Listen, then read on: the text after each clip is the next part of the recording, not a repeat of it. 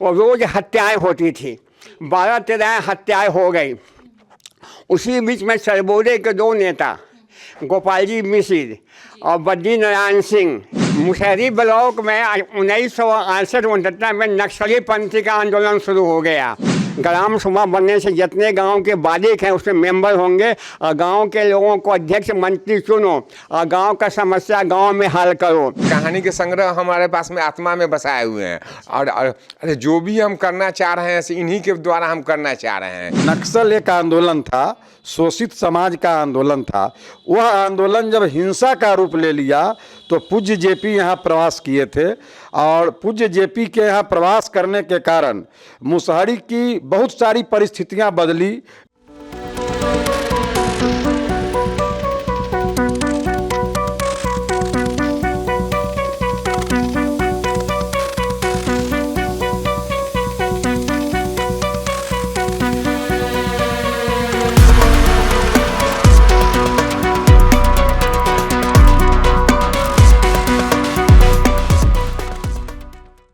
नमस्कार, आप देखना शुरू कर चुके हैं फर्स्ट लुक बिहार और मैं हूं निशा श्री। बिहार आंदोलन के रूप से जाना जाता है। हमारे इतिहास में इसकी चर्चा है। जयप्रकाश आंदोलन के रूप में भी हम इसको जानते हैं।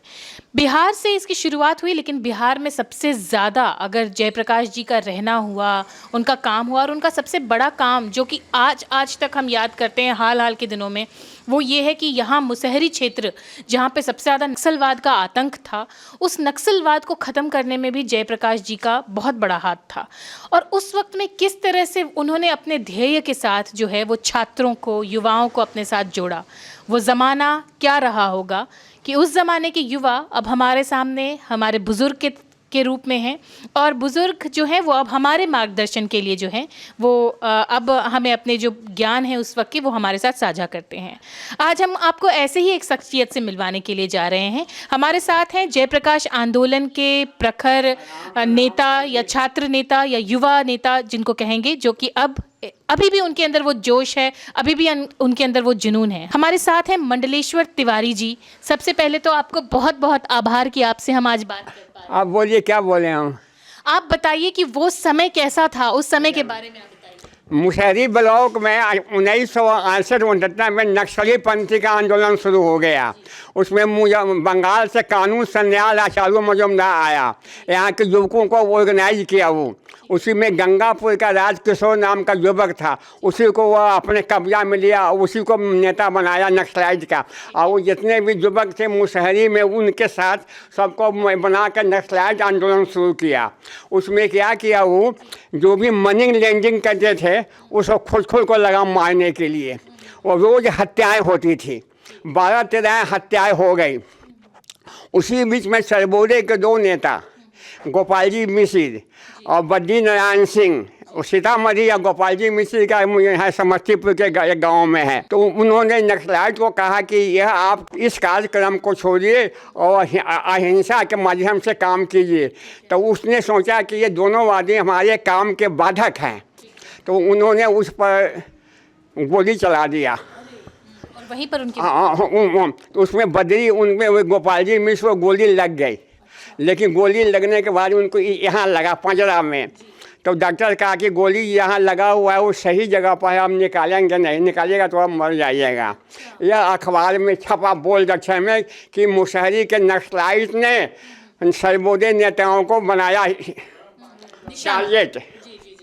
यह अखबार में आया। जयप्रकाश जी उस समय उत्तराखंड में विश्राम में थे।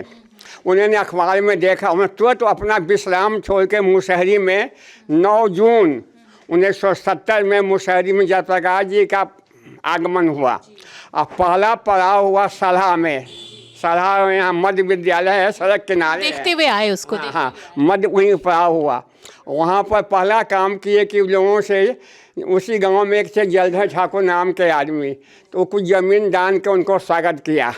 तो ज़मीन का बंटवारा हो गया और वो मुशहरी में उन्होंने 7 पड़ाव रखा। 1 साल तक मुशहरी में कंटिन्यूअस रहे, एक साल तक। चीज़ आपसे जानना चाहेंगे, जो आपने शुरुआत में कहा ना कि आपके लिए कहते थे, आपके बारे में कह के कि माधोपुर, जिस गांव में आप रहते हैं, माधोपुर से ही सूर्य निकलेगा, वो बात अगर आप 7 पड़ाव उनका हुआ। पहला पड़ाव सलाह में 15 दिन, दूसरा पड़ाव नरौली में 15 दिन, तीसरा पड़ाव हुआ मनिका हरकेश पंचायत भवन में, चौथा पड़ाव हुआ यहाँ छपरा में, पाँचवा पड़ाव हुआ प्रहलादपुर में और छठा पड़ाव हुआ शेरपुर में जो सड़क किनारे है, अभी वो ज़मीन खाली पड़ी हुई है। और सबसे अंतिम पड़ाव हुआ जमालाबाद में जहाँ बद्री बाबू का आश्रम अभी भी है। तो वहाँ गए, वहाँ जाने के बाद वो हर गांव में जाते थे, हर लोगों से मिलते थे और गांव के लोग उनकी समस्या को कहता था, तो जो समस्या का निदान उनके माध्यम से हो जाता था वो कर देते थे। इसे चापाकल लगाना है, वो बिहार लीप कमेटी के अध्यक्ष भी थे जयप्रकाश जी, तो उसके माध्यम से चापाकल लगवा दिए। जिस गांव में बिजली नहीं है तो बिजली भी पहुंचवा दिए। सिंचाई के लिए बोरिंग का इंतजाम कर दिए। उसमें जर्मनी के संस्था से उनका लिंक होता, हाँ जर्मनी के संस्था से उनका संबंध था, समझे। और जर्मनी के लोग संस्था ने काफ़ी पैसा खर्च करके मुशहरी में 55 बोरिंग कराया, 304 इंच का। अभी भी इस गांव में 4 गो बोरिंग इस गांव में है, ये सब खराब पड़ा हुआ है। आज जो हर गांव में एक सबसे समस्या वो कहते थे कि ग्राम सभा बनाओ। ग्राम सभा बनने से जितने गांव के बालिक हैं उसमें मेंबर होंगे और गांव के लोगों को अध्यक्ष मंत्री चुनो और गांव का समस्या गांव में हल करो। तो इस ढंग से वो ग्राम सभा लगे बनवाने के लिए पूरा मुशहरी में। और 100 कितना ग्राम सभा बन गया, उसमें से 20-22 ग्राम सभा को पंचायती अधिकार मिल गया।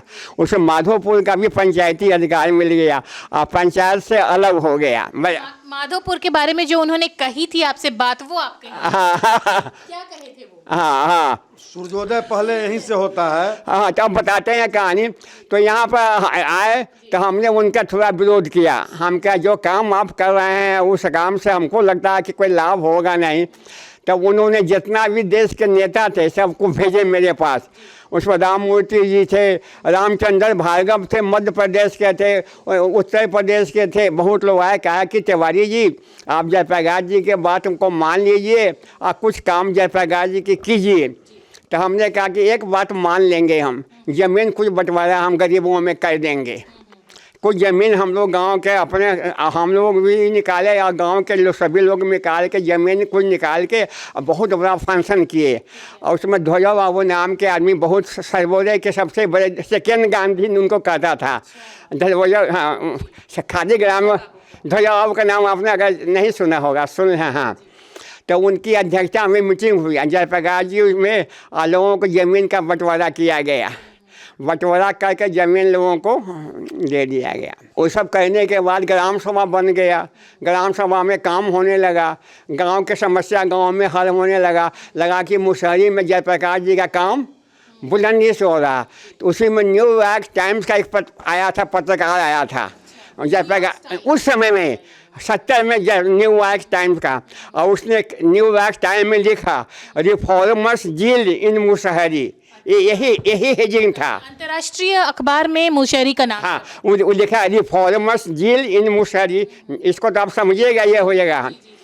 इसके बाद में लगा ग्राम कोष बनने लगा। हर गांव में कहा जयप्रकाश जी कि बीघा में कट्ठा दान दीजिए, और मन में जो हो मनसेरा दीजिए, और जो नौकरी में है वह 30 दिन का वेतन, एक दिन वेतन दीजिए। इससे क्या होगा, ग्राम सभा का ग्राम कोष बनेगा और उस ग्राम कोष से गांव के जो गरीब हैं, जो वृद्धा हैं, जो बीमार है, उसकी सेवा करेंगे।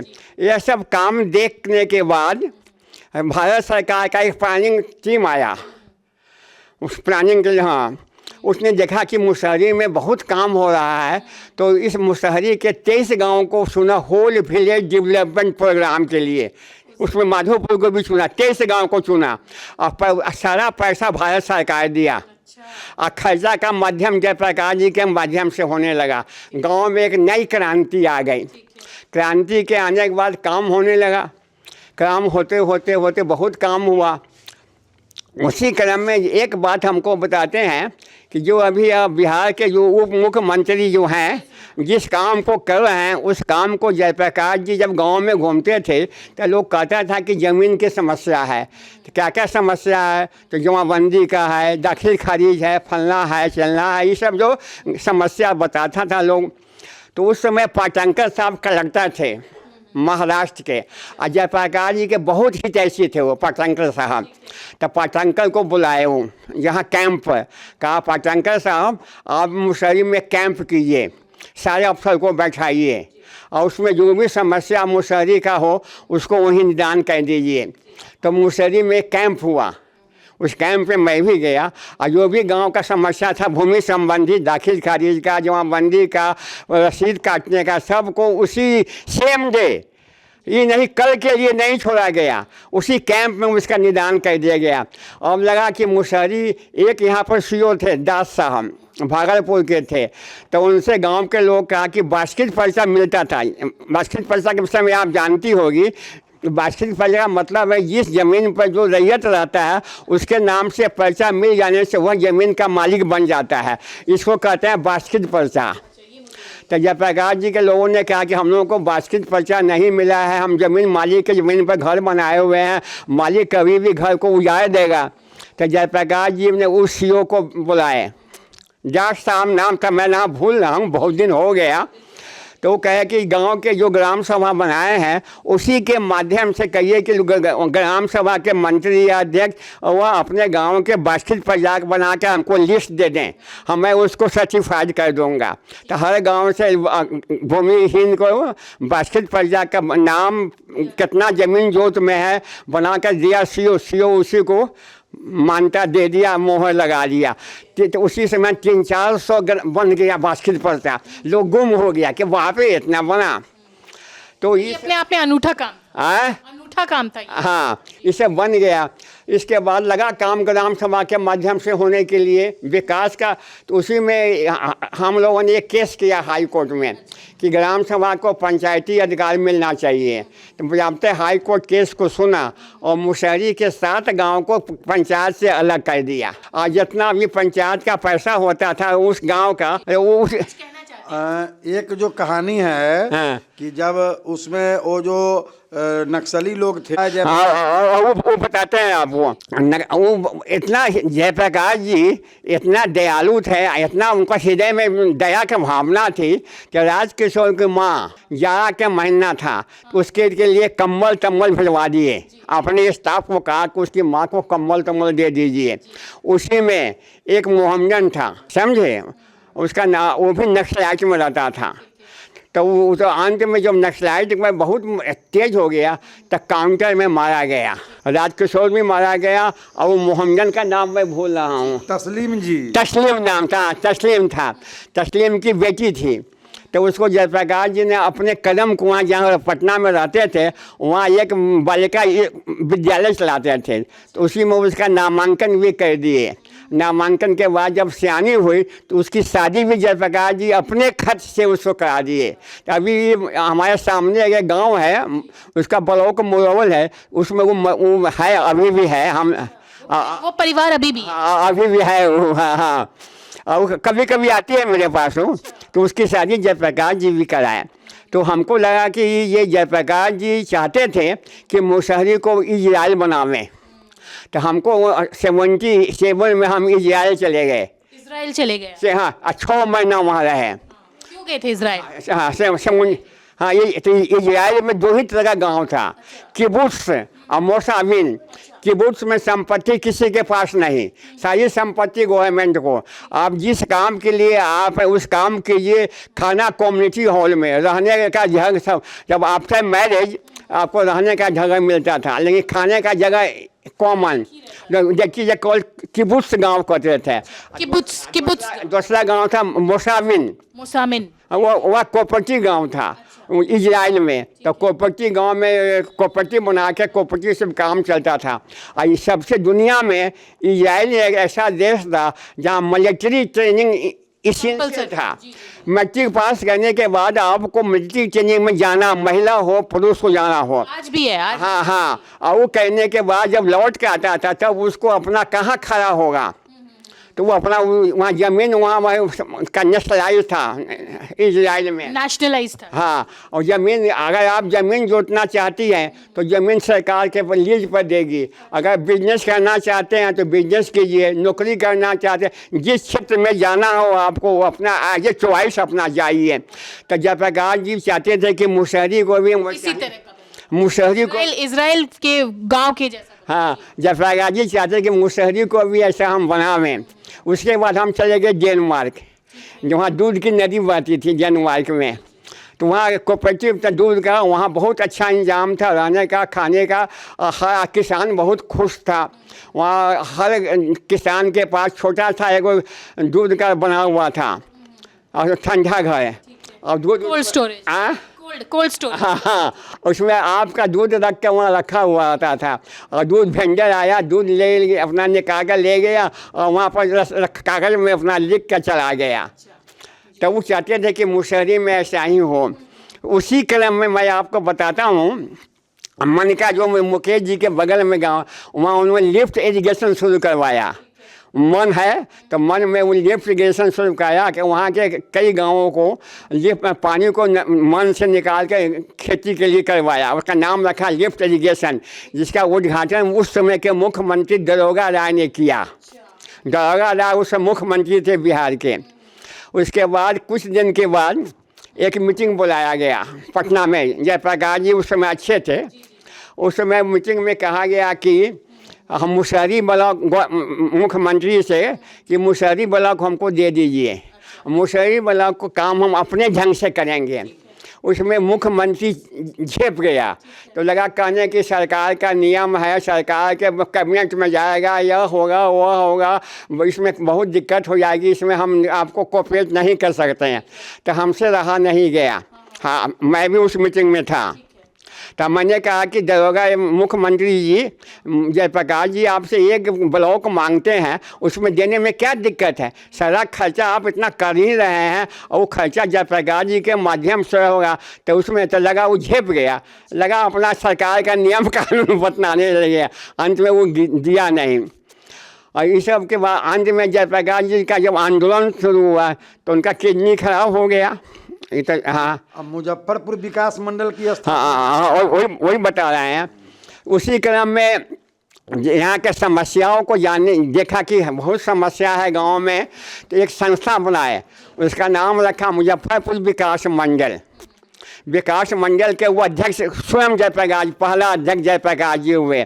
और गांव की जो समस्या हो उस संस्था के माध्यम से, और उस संस्था या पैसा विदेश से आता था, जर्मनी है, जापान है, भारत सरकार नहीं देती थी पैसा, क्योंकि जयप्रकाश जी का ऐसा नेतृत्व था कि विदेशी संस्था भी उनके सामने नतमस्तक हो जाता था। तो पैसा जा उसी से गांव-गांव में काम होने लगा। गरीब के काम, बच्चों का वो कैसे हो, पढ़ाई लिखाई करना, मुकदमा ये सब का। तब उसी संस्था को देख के, काम को देख कर पुनः प्लानिंग कमीशन आया मुशहरी में, और देखा कि जयप्रकाश जी का संस्था इतना काम कर रहा है, तो 2 जिला उद्योग केंद्र, एक मुजफ्फरपुर का, एक गया का इस जिला उद्योग केंद्र का संचालन सरकार नहीं करेगी, इसका संचालन जयप्रकाश जी द्वारा बनाया हुआ संस्था विकास मंडल करेगा। और नवादा का जो संस्था है वो करेगा।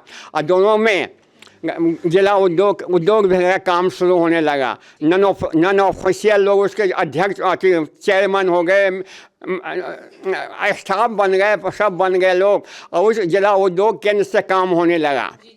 और हर गांव में जो भी युवक थे उनको उद्योग लेने के लिए पैसा दिया गया, उद्योग के लिए उनको प्रोत्साहित किया गया। तो जिला उद्योग केंद्र का बहुत दिनों तक, उस समय नारायण दत्त तिवारी उत्तर प्रदेश के मुख्यमंत्री थे। नारायण दत्त तिवारी का नाम सुना होगा।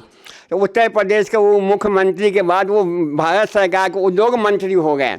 और उद्योग मंत्री होने के बाद मुजफ्फरपुर जिला उद्योग केंद्र का और नवादा जिला उद्योग केंद्र का उन्होंने निरीक्षण किया खुद आके। हमको याद है उस समय वो कहने के बाद उन्होंने एक अखबार में आया कि मुजफ्फरपुर और नर्मदा जिला उद्योग केंद्र का जो कार्य का पद्धति है, जो कार्य नियम है, उसको फॉलो पूरा देश करे। इससे देश में एक औद्योगिक क्रांति हो जाएगी।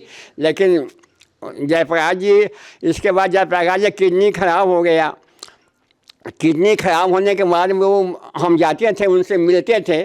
मिलने के बाद वो कहते थे कि मैं मुशहरी में चाहता हूँ जाना। यह 1977, 78, 89, हाँ 79 की बात है। तो वो हम कहें कि आप उस लायक है नहीं, आप जा नहीं सकते, क्योंकि आपका किडनी पर है, आप डायलिसिस पर हैं। हम मुशहरी के लोगों को बुला देंगे यहीं पर आपके निवास पर।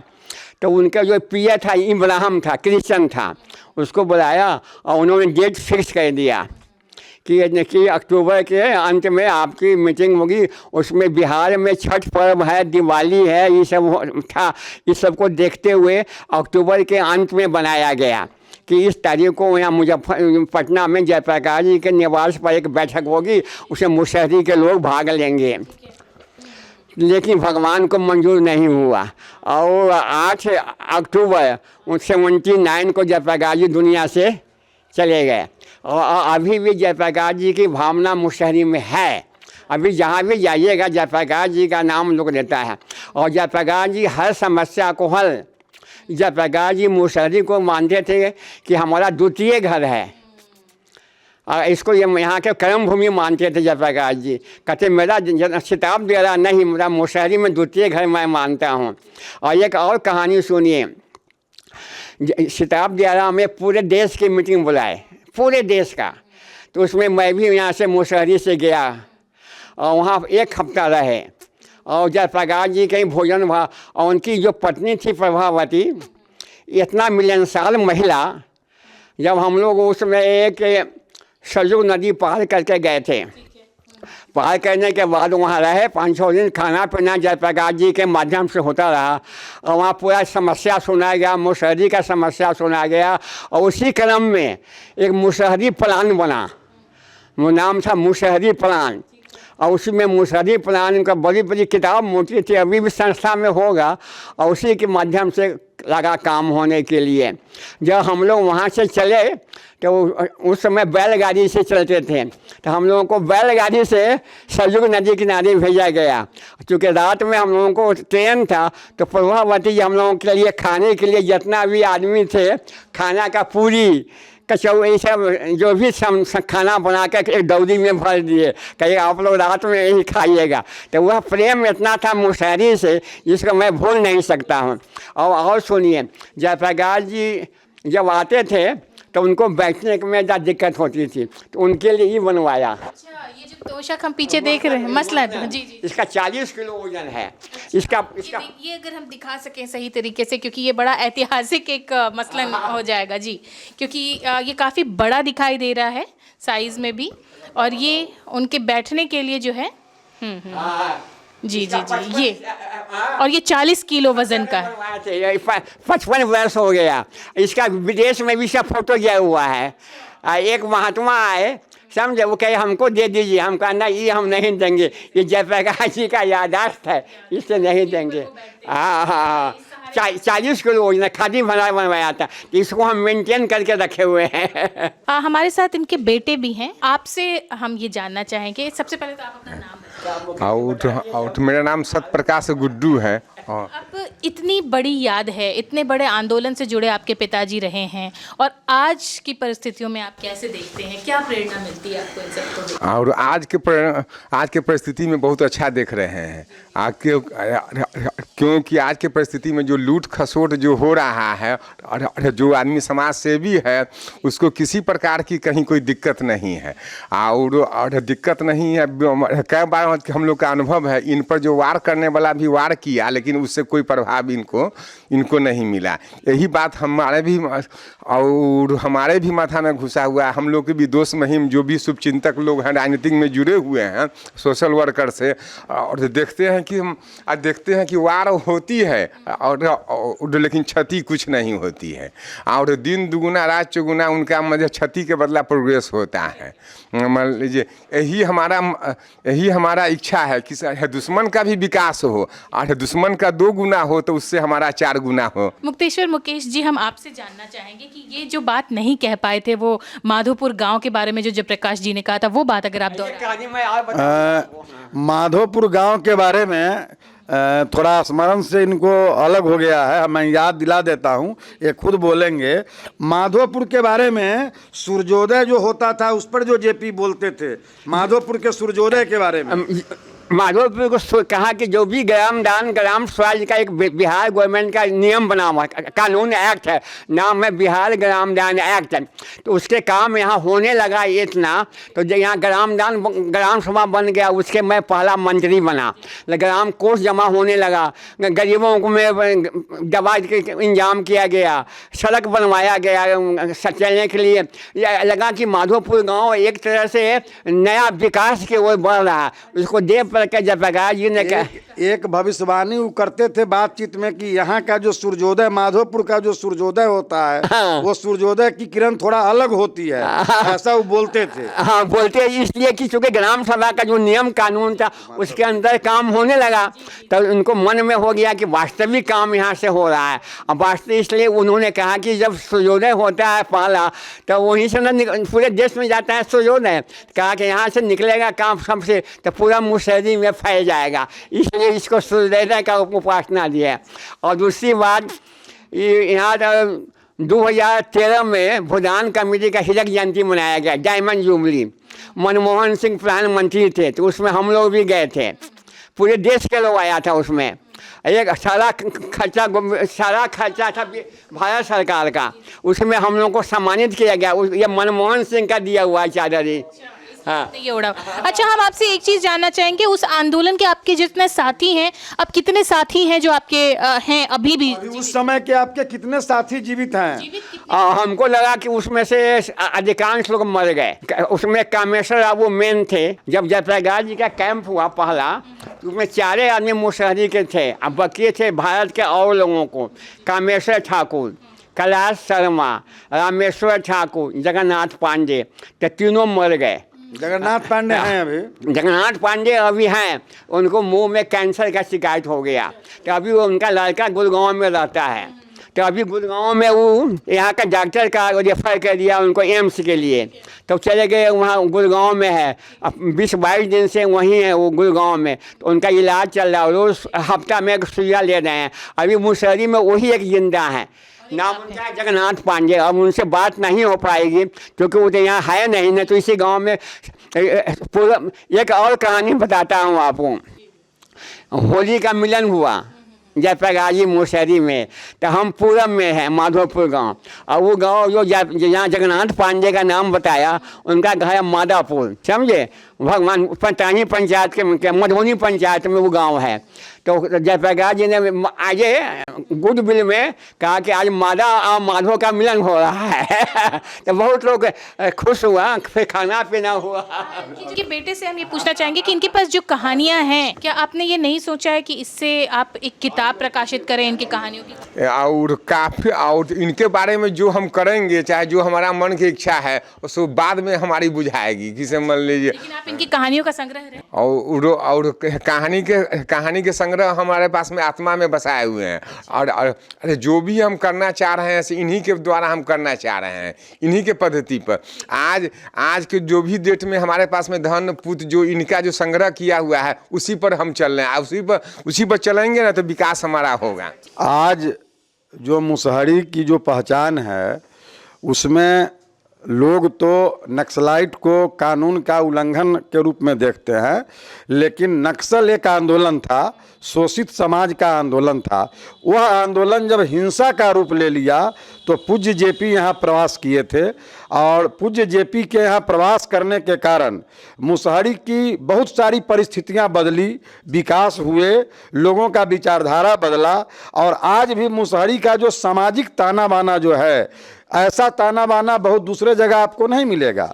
तो इसमें नक्सल आंदोलन और जेपी प्रवास दोनों का योगदान है। और हमारे आदरणीय अभिभावक मंडलेश्वर बाबू जैसे जो लोग उस समय अपना ऊर्जा दिए, अपने जीवन का अनमोल क्षण जो जेपी के साथ दिए, आज उसी का परिणाम है मुसहरी का इतना बिहसता हुआ चेहरा। धन्यवाद। तो ये सारी बातें हैं जो जब जयप्रकाश आंदोलन से जुड़ी हुई हैं। आज भी हम आपके सामने अगर और किस तरह से हमने दिखाया आपको, तो इस इंटरव्यू को अभी हम देते हैं विराम। दोबारा हम आपसे फिर से जुड़ेंगे और जयप्रकाश आंदोलन से जुड़ी अगर और भी कोई खबर हमको मिली तो हम आप तक लेके आएंगे। अभी के लिए दीजिए इजाज़त। आप देख रहे थे फर्स्ट लुक बिहार। धन्यवाद।